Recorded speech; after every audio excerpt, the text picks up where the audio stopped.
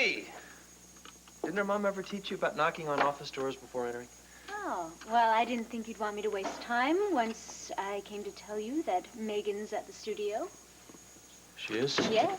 Did you get the gift in her dressing room? I mean, did anyone see you? Yes to question A, no to question B, and Max, would you chill out before you become a statistic? What about the actors? They're all prepared? All the gifts are in place? You got it? Yes, sir. Everything's ready to go to win Megan back. Oh, God, Andy. What if this doesn't work? It will. And if it doesn't, then we'll think of something else to do. No. If I don't win Megan over this time, that's it. I'm finished trying.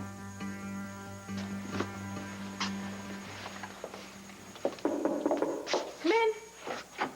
Hello. Hey, Sarah. You deserve a medal for the pitch you gave Raymond today. Well, a lot of good it did. I still wasn't able to convince him to go to therapy. Did you have any luck after I left? No, of course not. He always wants to be in control. According to him, the only problem with his royal eyes is temporary. Let's hope that he's right.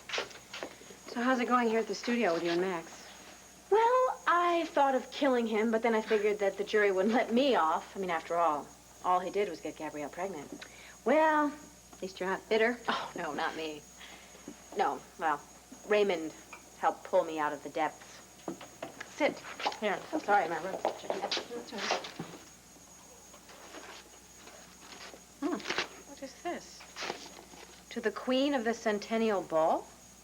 Must be from Max, don't you think? Oh, no, I very much doubt that. He wouldn't have the nerve. Plus, this isn't his handwriting. Huh. To the Queen of my heart. Nice. Not even signed. Oh, well, let's see. Look at these. Just put them on, yeah. Oh, they fit perfectly.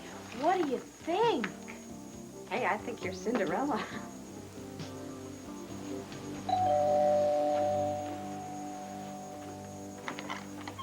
Yes? Howdy. I'm here to pick up my wife. Mr. Wyman, you'll be so happy to know we've reached an agreement. Yes. Oh. Barbara and I have decided. Clint. Clint? He said he's here looking for his wife. Oh, my goodness, I completely forgot. Clint, come in. Please come in.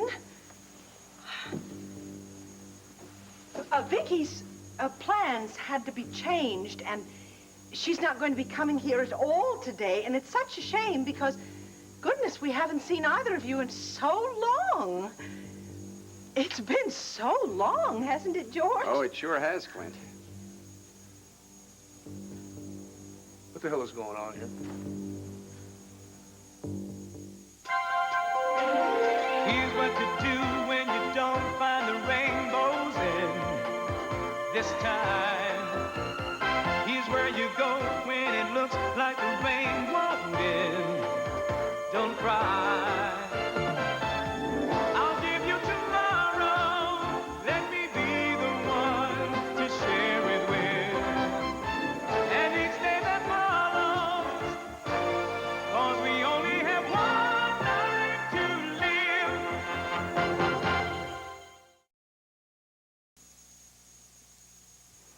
So, Clint, after all these years, Barbara and I finally are making the plunge. We're going to adopt a baby. Yes. Really?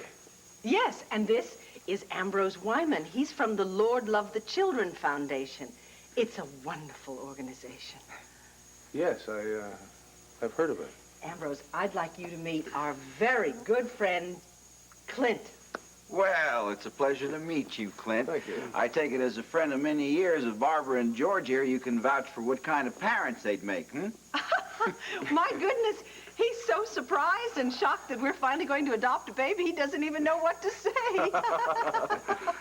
Yes, I'm very shocked. Well, Ambrose, why don't we discuss the details and you can answer some more questions about the financial thing, and we'll let Barbara explain to Clint where Vicky is. Good idea.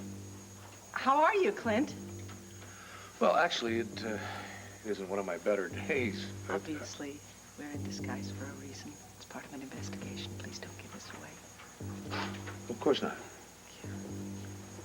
Nice robe. Oh, yes, it is. Well, when can I expect to see my wife, Barbara? I would think she'd probably be home within an hour or so. I see. Uh-huh. No, I'm not trying to get out of it. We just didn't realize that adopting a baby could cost so much. Well, I'm sorry, George, but you did ask for a newborn infant. See, there's the doctor's fees, the hospital cost, caring for the biological mother. Those expenses mount up. They can't mount up that much. Well, it's very expensive to run an organization like Lord Love the Children. See, we are dependent on donations. We wouldn't be able to run without them. Without your contribution, we couldn't take care of all the needy children. Now, you understand that, don't you? Yeah, I think so. But maybe you could explain to me again just how the money is used. It's so wonderful to have you back from Arizona. Well, actually, I've been thinking about not following through on my plans to restore Buchanan City. You have? Excuse me, Barbara. Your husband, George, here wants to talk about the financial aspects of Lord Love the Children, but we can discuss that at a later time. I think it's best if we, start signing the papers right now. Yes, certainly, whatever you say. Clint said he was just leaving, weren't you? No, if you don't mind, I think I'll stick around and have a cup of coffee. Maybe by then my wife will be home. I think it'll be best if you sit right next to George here to get this thing done. All right. All righty. Excuse me, dear.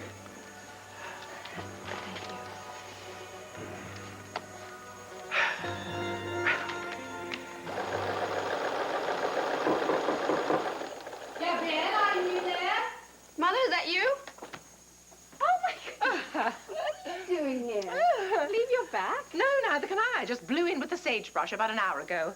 Well, you look awful. Tonya says you've got flu. Oh, no, actually, I'm quite well. Well, why do you look so run down, then? I haven't had a lot of sleep lately. Listen, I have to keep working while we talk, all right? Look at this. What an absolutely gorgeous gown. It's stunning. I'm glad you like it. It's exactly what Max wanted. Glimmers, it glitters, it shines. It does dance and sing, doesn't it? Well, and may a mother ask to what sort of occasion her daughter, who is living in a halfway house, wears such a gown? Oh, no, I wish it was for me, but it's not. It's for someone else. And listen, no one knows about this except Deborah, so if Max or anyone else asks you any questions, I have the flu. And as far as that goes, I don't want to talk about it anymore. You know, whenever you say you don't want to talk about something, a little click goes off in my head, and you know what it says? It says danger ahead. Well, then tell me. All right, if you must know, it's not that big of a deal. I am making this dress for Megan as a surprise from Max so that he can win her back. Now, how could he have known my shoe size so perfectly? Who? Well, Prince Raymond, of course. Oh, Prince Raymond? What's been going on with you two? Nothing has been going on. Well, I think he's attracted to me. He's made that very clear. Of course, what did I do? But I cried all over his shoulder about Max today. Ah. And then he just happened to measure your foot to find out the exact size. No. He gave me this very lovely speech about how I deserve a man who gives me his undivided love, how I should be treated like royalty, showered with furs and diamonds. I see. And then, voila, being a prince, he just picks up the phone and has some slippers delivered here before you got back. You got it. No, I think you got it. A prince with a very big crush on you. That must boost your ego a little bit. Certainly does. I think maybe I'll call my prince. Excuse me. Oh, Sarah, if you have time, I'd love to have lunch with you today. Yeah. I'm only in the fourth act. I have, like, nothing to do. Be great. Yes. Room 402, please.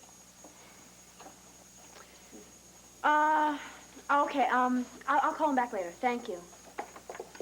He's having some tests done. Come in. Hey, Sarah, good to see you. Hi, Max. How you doing? Oh, other than the compound fracture my heart has suffered, I'm doing okay. Oh, yeah, sure. What do you want, Max? Well, hello to you too, Megan.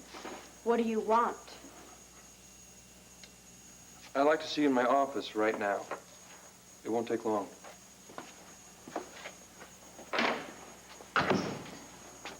But the hell is this about? I don't know, but he obviously didn't want to say anything in front of me. Maybe he's going to tell you about Gabrielle carrying his child. Oh, Sarah, he would not have come in here complaining of a compound fracture to his heart and then ordered me to his office just so he could say, "Oh, Meg, kind of forgot to tell you Gabrielle's pregnant, but I love you." No, maybe he would do that, wouldn't he? Where's my baseball? Wait a minute. Come here. Just be calm. Go find out what he wants. Come on. Come on. Try. Come on in. Have a seat. Thank you.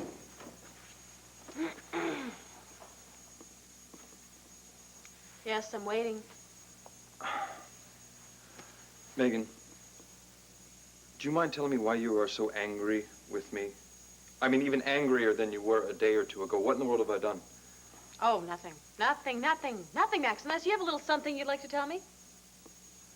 No, not really. Not really. Okay. So then what am I doing here? What do you want? I'm taking you out of today's show. Why? Well, because you're just in the last act, and I know you've got a lot to do to get ready for the Centennial Ball. I still have time for the show. Well, I know, but I thought you'd appreciate getting out a little early. I mean, the show's running long as it is, and that scene you're in, it's expendable. Oh. So now I'm expendable, is that it? Well, I didn't say that. Megan, please. Look, in any case, the scene's out. So you're free for the rest of the day. Fine. Fine. Fine, fine, fine, fine, fine.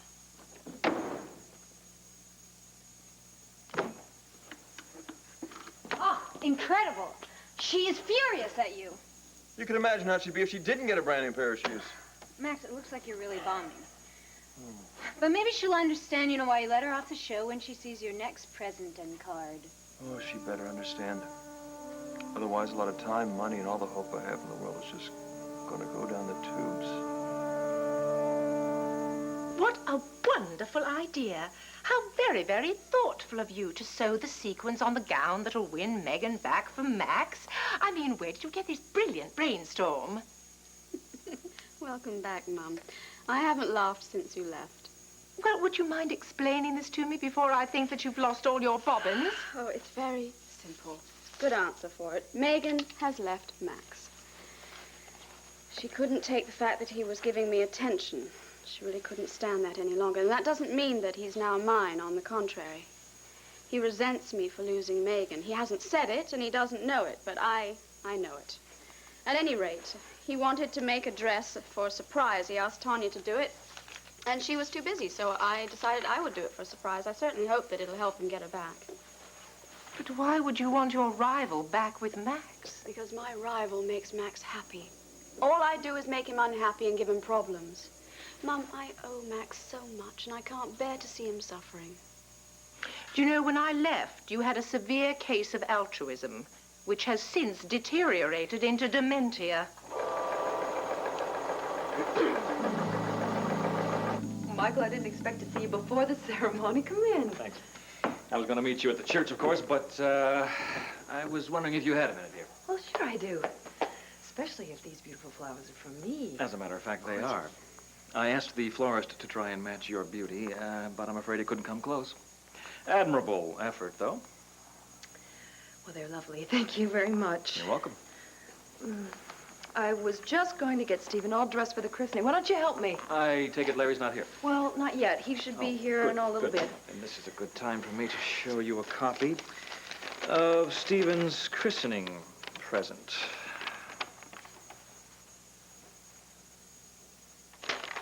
That says $100,000, Michael. Yes, it does. Your son, of course, is worth millions, but I thought another $100,000 in the trust fund account couldn't hurt. Nope, I'm sorry. I can't accept that. Please take that back. Brenda, it's not for you to accept. It's for Stephen when he comes of age. It really should have nothing to do with you and Larry, actually. No, I understand that. But I want you to understand that I am very uncomfortable with this. Michael, Larry doesn't even know about this trust fund. I'm aware of that, Brenda. If I were to remarry and have 6 children, I would still want Stephen to have this money. So if you decided, for whatever reason, not to speak to me again, or if Larry decided to shut me out of your lives, or if I decided to move to Czechoslovakia, the money would still be there for Stephen. So what you're telling me is that I have no choice in this matter? Is that it? Yes. And I think in the future that I'll make these deposits a little more quietly. Well, I'm not sure that's going to help very much. Or hurt. I tell you what, though, we can strike a deal. I will accept that deposit that you made today into that account if you never put another dime in that account. And I mean it, Michael, not another dime. Well, sounds like Stephen doesn't agree. I mean, it sounds to me like he likes the idea of money in the bank. Yeah? Mm-hmm. It's in the voice. I can hear it. Well, I think I'll go get him dressed for the christening, and you can come and help if you'd like to.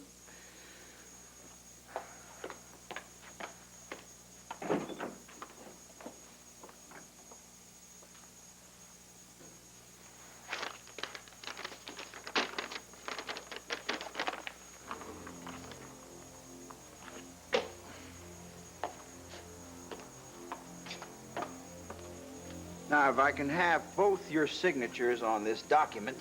Just what exactly are we signing here, Andrew? A simple contract notifying us of your intention to adopt an infant from Lord Love the Children and of your intention to make a donation, half now and half when the baby is born. There's no amount specified here. Well, there's no need. We've already agreed on the amount. All we have to do now is wait for the baby to be born. Oh, how far along is the young woman? Let's see, 3.5 months. Oh. Well, that means we'll have a beautiful baby by summertime, my darling. Yes, and then our family will be complete, George. You know, all my experience doing the Lord's work, I've come across many couples who will try and adopt a baby for all the wrong reasons. You know, like trying to save their marriages. Ah, that's hardly fair, is it? Oh, especially to the baby.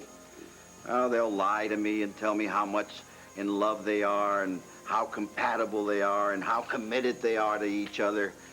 Pure lies, fantasies. It's very sad. Yes, it is. So I've learned to kind of put my antenna out. So I can tell that you two are obviously very deeply in love. Well, thank you, Ambrose. We have so much love to give, we want to share it with the baby. Well, I guess we should sign this paper. Darling, you first. Oh, gracious, I'm so excited that I'm trembling. After having given up almost all hope. Oh, I can assure you, as the Lord's servant, you should never give up hope. Well, I'll get in touch with my accountant, and, well, I should be in touch with you at the first of the week. Well, good deal. And if you have any questions, please feel free to call. Oh, yes, we will.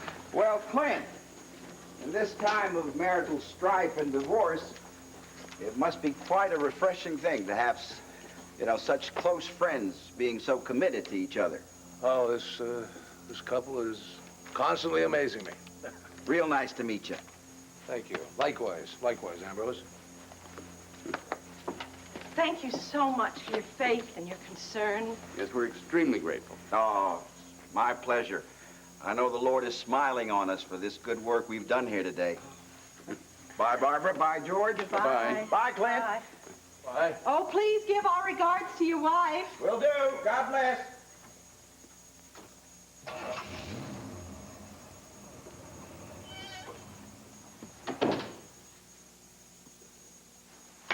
Bravo. Bravo. Well, I think we pulled that off, Victoria. Yes, I think we did. And now I suppose Clint would like to be filled in on just what's going on here. Really? You'd guess that? You know, first, I'd appreciate it if you'd get out of those ridiculous disguises and put some damn clothes on. You know, I really don't understand Max. I mean, it's like he's deliberately trying to alienate you. He would never have taken me off that show. Never taken me off the show if we were still lovers. But no, he's doing this to show me that he's boss. Show me who's in control. Of course, he didn't mention that little muffin he's got cooking in Gabrielle's toaster. No. Made it sound like I was the one that was crazy, like I had no reason to be angry. Oh, he drives me crazy. Wait. Let me go find that bat. Nope, I can handle this. Look, Max, excuse Excuse me, I think you have the wrong drum. Megan Gordon? Yeah. I'm your fairy godmother. Oh. Oh, my God. This is great. 3 wishes, Megan. You have 3 wishes. Sorry, not on this trip. Ta-da! Thank you. Thank you very much. Bye-bye. Bye. Bye. Yes, come back real soon. Wow. Woo. No card? Uh-uh. Ooh. Aha. An evening bag that just happens to match your shoes, strangely enough. There's something inside. What? These are beautiful. Megan, those are definitely not right. Here. Try this on. Read that while I put these on.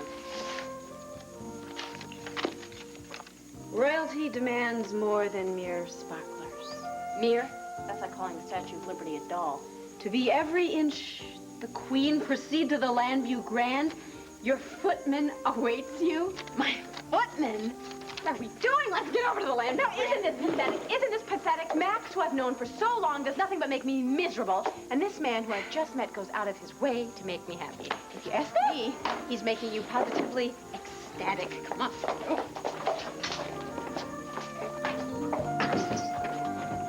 Take her, Brenda?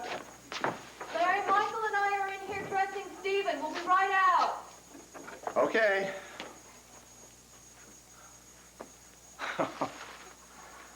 I'd guess Michael brought that garden in, huh? We still need water. Dad, look, I'll go in the kitchen. I'll find a vase. Thanks, Dan. Sure.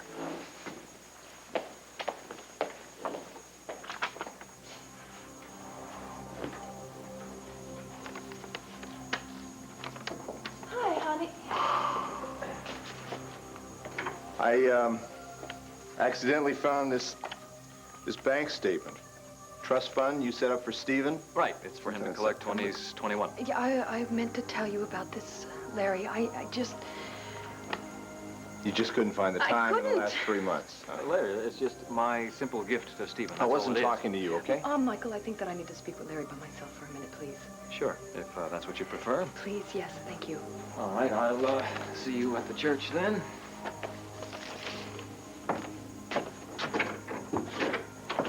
Okay, here we go. The smaller but more tasteful arrangement.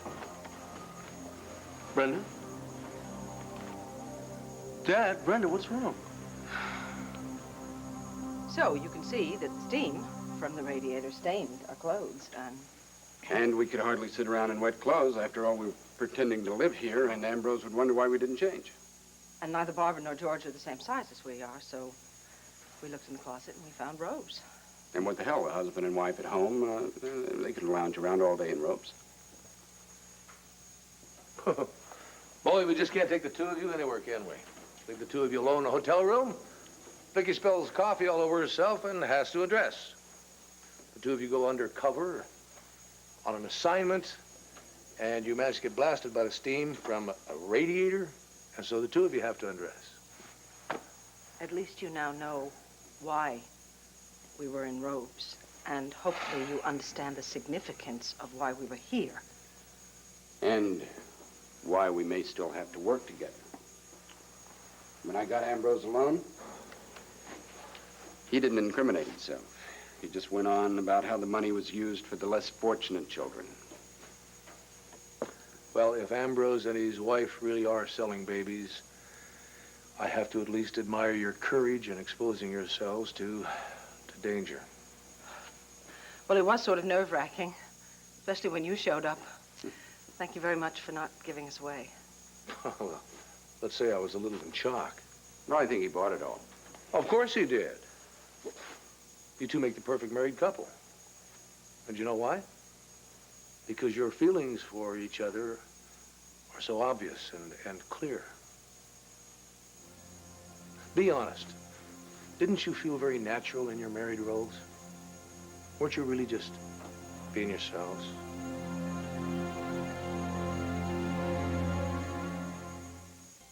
No, I really believe that if Clint had had his way, he would have single-handedly resurrected that city. Why? I mean, who cares about a community that has no telephones, no electricity? Does he really think that people are going to give up their cars for horses and their VCRs for phonographs? You know, you're usually such a romantic. Why so realistic about Buchanan City? It's the man's dream, darling. I was part of it. Well, who cares? Anyway, who cares what the world thinks? He's come back here, he's putting things on hold, and he's going to see if he can patch things up with his wife. Oh, I was wondering when you're going to bring Vicky into this monologue about wonderful Clint Buchanan. What does that mean? I didn't know you better. I'd say you're falling in love. Well, I am. Oh, darling, I didn't think there were men like Clint left in the world. He's good, he's honest, he's trustworthy, he's so bright and handsome and virile. And he's married. Oh, perhaps, but not happily. Vicky seems to have lost her senses over some other man. I think she's treating him rather shabbily. I know the other side of the story. I've heard it all from Tina. I also know the Buchanan. There's no way that their marriage is over. My advice to you is don't get in any deeper. I'm sure he already knows that I fancy him. But I don't suppose he realizes that he's the first man since your father, who I've cared for. And if this reconciliation with Vicky doesn't take place, then I refuse to be demure any longer. Unlike you, I will not root for nor sew for my rival. Well, Roger, now that your undercover job is over for the day, I'd like to speak to my wife. Alone? We'll talk tomorrow about the next step. Thank you so much for helping me out. Sure.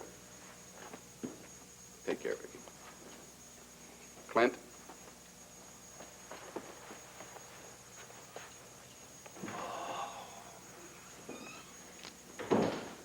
When did you get in? Have you seen the children? No. When I landed, they were already at school. I called Kim. She told me you were over here at the Wedgeworth, so I foolishly decided to drive over and surprise my wife.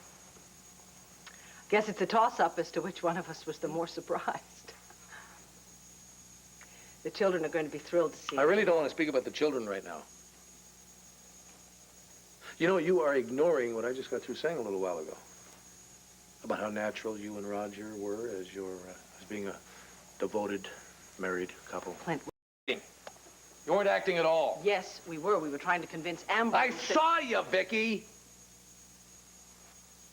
I saw you. I saw the two of you before the two of you saw me. I saw you walk into the room arm in arm, smiling. I saw the way you looked at each other. You are exaggerating. I'm not exaggerating a damn thing. I saw you with my own eyes. I saw you. I saw the easiness between the two of you. The tenderness and the warmth. You and Roger didn't have to act any of that. And seeing it damn near killed me. You know why? Because that's the way you and I used to be, Vicky. Larry, I'm sorry I've been dragging my feet about telling you about the trust fund. I thought we agreed you wouldn't let him do that. Well, we did, and I told him, but he did it anyway. I mean, it's like today. He does it after the fact. He deposited the money, and then he told me about it. And listen, he told me that no matter what, when Stephen turns 21, he's going to have that money. Larry, there are a lot of worse things that can happen to a child than inheriting money. Yeah, sure. I wouldn't have minded inheriting about 100 grand or so, Dad, when I was 21. How about you? And your brother Vinny wouldn't have to work 2 jobs to put you through medical school. Dan, I appreciate what you're trying to do. Haven't you got something else you could do right now, please? Sure. Sure, I'll go take care of my little brother. Thanks.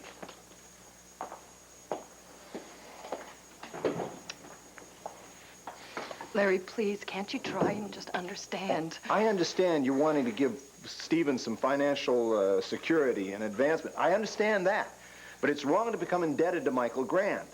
And you know that's why you didn't tell me, because I would have pointed that out. Oh, come on. Brenda, I thought when two people loved each other, they trusted each other. Yeah. You want to talk about trust? Let's talk about trust. What about the time when I came to you wanted you to help me to get my baby back? I mean, what did you do then for me? You did absolutely nothing. I mean, think about those weeks, Larry, when I wanted your assistance in getting my baby back.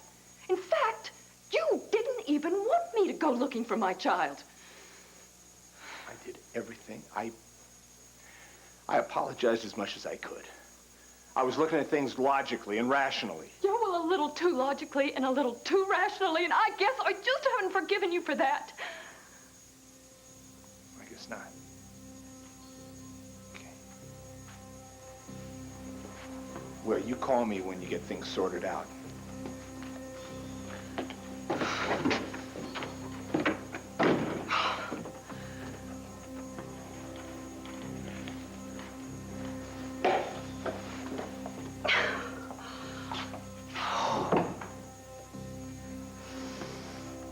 So I guess you heard that, huh? Yeah. God, what did I just do?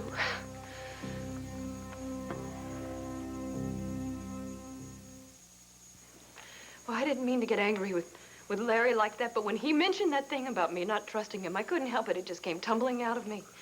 I know, Brenda. It happens sometimes, right? I mean, sometimes things bother you and you don't realize it until you talk about it. Well, I thought that I had forgiven him about all that with Stephen, but if I haven't, I mean, what kind of future are we going to have? What kind of marriage is that going to be? Just, please, stop snowballing things. Look, all Dad was trying to do was protect you. That's all. Do you know how much I hate it when he treats me like a little girl who needs Big Daddy to tell her what to do? Do you know how much I hate that? Well, Brenda, I agree with him. How can you say that to me? All right, because Michael Grand is using this trust fund to stay in Stephen's life and in your life, whether you want him to or not, Brenda. And you know, it makes me wonder if he didn't want Dad to see this document or not. That is ridiculous, Dan. We went into that bedroom to get the baby ready for the christening. We were going to be right back out here. Okay, and you're telling me that Michael's not going to be upset if he finds out that you and Dad are having problems? What does that mean? Come on, Brenda. He's got a crush on you. He does not. That baby, Stephen, is the most important thing in his life. I mean, he knows how much I love Larry. All right, maybe you're right. Maybe all this business with the trust fund is very innocent. But Brenda, Dad still has the right to question it. And to wonder why you withheld all this information from him. I didn't tell him, Dan, because I know he isn't going to approve of that. Well, maybe he would have at first. But Brenda, that would have passed. And you know why? Because Dad loves you. And you just said that you love him. Brenda, don't you see you belong together? Do we? I mean, do we, Dan, really? I don't even know anymore. I thought I had forgiven him for all of that stuff about Stephen. And then when all of this comes out, I realize I haven't let go of those feelings. Brenda, call him. No. Just call him, please. Talk to him and get this out in the open. No, I can't talk to him now. I've just got to call the church and cancel this christening thing. I can't do this today. Jesus, what happened? 30 minutes ago, I'm here, I'm feeling so secure, everything is so stable, and all of a sudden, it's like my whole world is falling down around my ears. Dan,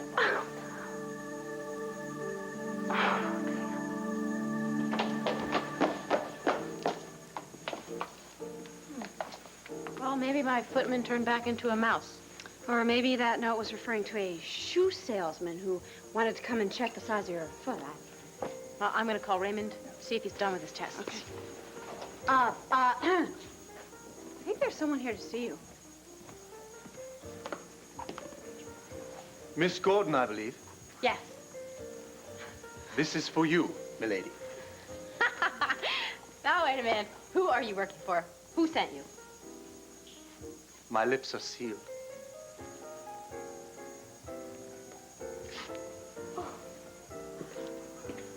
Do you think the prince had that footman brought all the way from Mendora? Oh, of course he did. We don't have footmen in America. Hold this.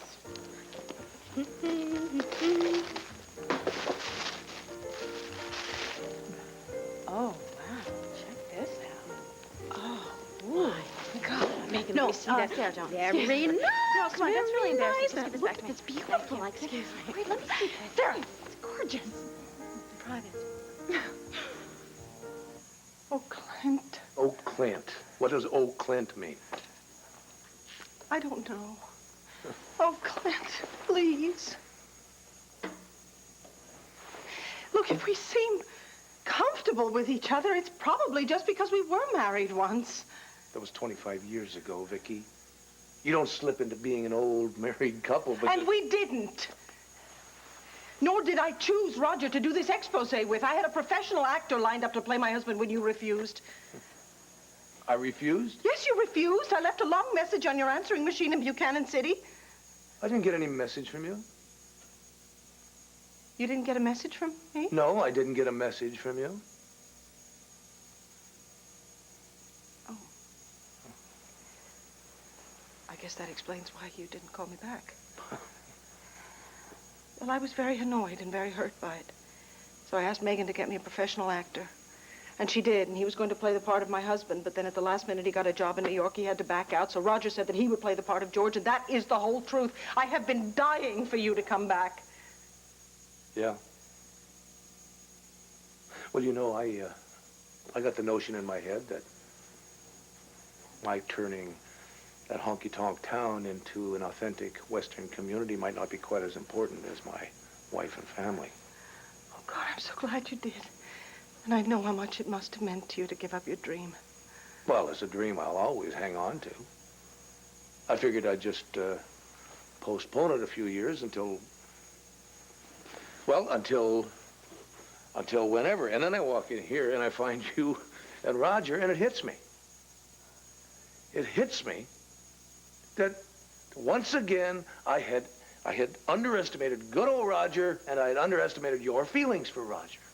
Can we please not talk about Roger? Can we just talk about you and me? I mean, your coming home means that we can pull our marriage back together again. You don't think he figures into that? No, he does not. Except for this investigation, we have confined ourselves only to centennial activities. It doesn't matter if you confine yourself to separate continents, Vicky. He is the dream that you haven't given up.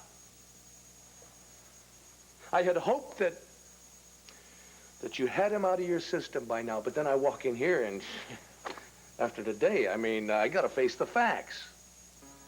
And the fact is, there's very little room in your heart for old Clint anymore.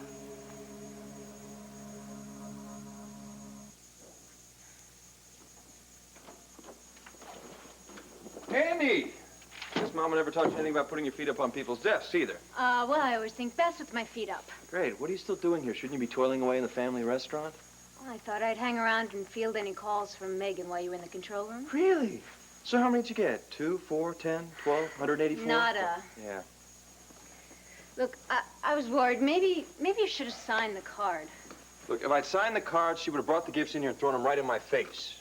This way she can enjoy them a little bit, speculate about my feelings, realize the time and trouble I've gone to. Yeah, especially after those diamond earrings. Especially after the diamond earrings. Max, I've been thinking, maybe the reason Megan hasn't responded is because she thinks the gifts are from someone else. Who? I've been the only man in Megan's life for over a year.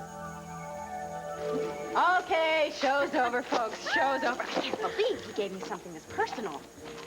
So, why do you think the prince had a teddy sent over for you? Now, stop leering, Sarah. There is a perfectly simple explanation for this. He's obviously outfitting me for the Centennial Ball tomorrow. And he's already given me everything else, except for the dress, and he knows that the costume department's making that for me. I don't know about that. I think he's still planning on a private showing. Well, then I might have to give it to him. What? I'm just kidding. Oh, no, actually. What? I mean, look, I have no future with the future king of Mendora. He cannot marry commoners. Who's talking about marry? You know, a lot of fun happens before marriage. I know. Maybe we could have a little romance, a few laughs before he goes back to Mendora. We can give him some sweet memories for him to remember. Yeah, okay, well, I think I will leave you here with thoughts of your sweet memories, all right? I gotta get back to work. What about tomorrow? Hey, let's get ready for the ball together like we used to do. Oh, I would love that. They're giving me a room here at the hotel. Come by at like 5. Fine. All right, bye. Take care of yourself. And your presents, princess. Now, you see, doesn't this prove that I was right to get rid of Max? Please don't say that, because it's not true. I love you so much. And I won't have you telling me that I don't. All right, fine. So you love me. You love me. You also love Roger Gordon. So nothing has changed, Vicky, except I showed up in time to learn the same old lesson all over again. Oh, will you stop it? Why are you so determined to push me into Roger's arms? Are you just looking for a way out of the marriage? Oh, come on, don't be insulting. Well, then please listen to me and give us a chance. You keep telling me how I feel about Roger Gordon. And no matter what I say, you still believe it, and then you leave. Because I accept it. You don't. In your mind, Victoria Lord Buchanan is not the kind of woman who could leave her husband for another man. So she keeps trying to convince herself that her husband is still important to her. But you are important. Will you stop analyzing me? Are you willing? Are you willing to stop seeing Roger Gordon, to stop talking to him? Are you willing to put him out of your life for good? No, you're not. But I am willing to give up Buchanan City for you. My God, that's hardly the same thing. That's exactly the same thing. It's my other love and your other love, but you're not willing to give up your other love. Well, it's over, Vicky. I quit. I'm done. I'm through. I'm not going to fantasize anymore. I'm not going to hope. I'm just going to try and live my own little life right here in Landview, but without you. Oh, Clint. And now the kids ought to be home, so I'm going to go see them and tell them. Tell them? Tell them. My God, what are you going to tell them? That you can see into the future, that you have all the answers, that they're all negative? I'm going to tell them I love them very much, Vicky. But that their mommy and I can't live together anymore because we have different priorities. Because somehow we have managed to mess up the best damn marriage there ever was.